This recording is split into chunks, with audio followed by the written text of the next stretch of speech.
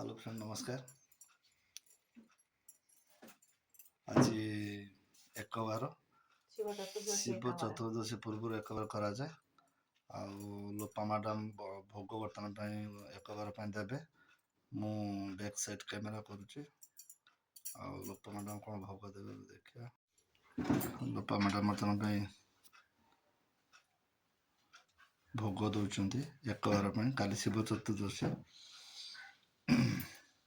भोग देल এটা ଠାକୁରଙ୍କୁ ଭୋଗ ଦିଆଗଲା ନା?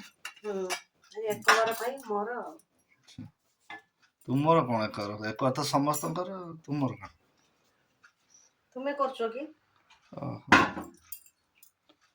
ଶିବ ଚତୁର୍ଦଶୀ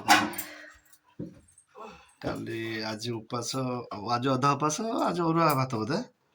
ମୋର ଅରୁଆ ଭାତ ତୁମ ପାଇଁ ଉଷୁନା ଭାତ। କାରଣ ଅରୁଆ ଖାଇଲେ ମୋର ପେଟ ଖରାପ ହବ ବୋଲି ମୁଁ ଅରୁଆ ଖାଏ ନାହିଁ। ଦେହ ଖରାପ ହେଇଥାଏ।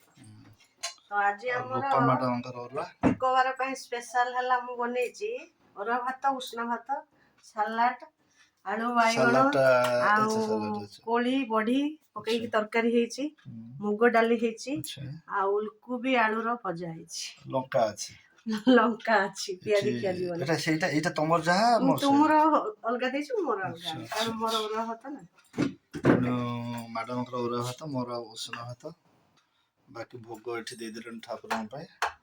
ଏବେ ଭୋଗ ହେଲାଣି ଟିକେ ଖାଇଦେବା ଆଉ ଆପଣମାନେ ସମସ୍ତେ ଶିବ ଚତୁର୍ଦଶୀ କରନ୍ତୁ ଶିବଙ୍କୁ ରାତି ନିଦ୍ରା ହେଇକି ମହାଦୀପ ଦେଖନ୍ତୁ ଆଉ ଶିବଙ୍କୁ ଯାହା ଯାହା ଆପଣଙ୍କ ମନରେ ଅଛି ଆଉ ସବୁ ମାଗନ୍ତୁ ଠାକୁର ଆପଣଙ୍କ ମନସ୍କାମନା ପୂର୍ଣ୍ଣ କରିବେ। କାଲି ସମସ୍ତେ ଶିବ ଚତୁର୍ଦଶୀ କରନ୍ତୁ। ଧନ୍ୟବାଦ। ବାଏ।